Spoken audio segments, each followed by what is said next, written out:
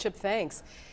A signing that will lead to mining. Governor Scott Walker signs that controversial mining bill into law today. Opponents say the bill will be bad for the environment. Supporters argue it will be good for the economy.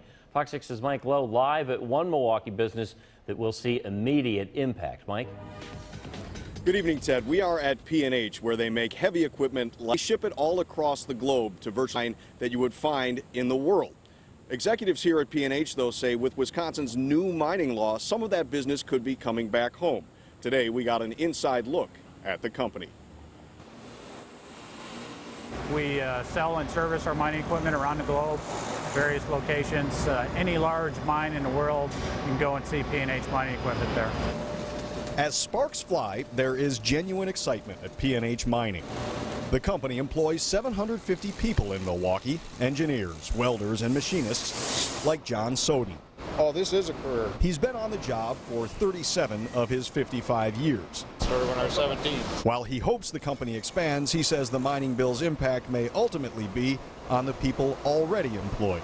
Well, right now we're starting to slow down a little bit, so hopefully it'll keep our jobs here. The parts manufactured here, gears and pinions to make drills and industrial shovels, are shipped from Milwaukee across the globe. This will all be one machine here. Jeff Roshak is an engineer. He says the mining bill addresses one of his company's key concerns. The biggest thing I see is that the lack of domestic customers is one of our concerns. The bill clears the way for an open pit iron ore mine 400 miles north of Milwaukee. Governor Walker signed it in the North Woods Monday. For us, it's simple. We want to streamline the process for safe and environmentally sound mining. The law is controversial, with opponents saying it recklessly relaxes environmental restrictions. We have a political bill that will not result in any jobs that will be tied up in litigation for possibly years to come. But P&H says the mine will have an instant economic impact. The difference between us having to ship a product around the globe and having to ship a product, 400, 500 miles away from here is a big difference.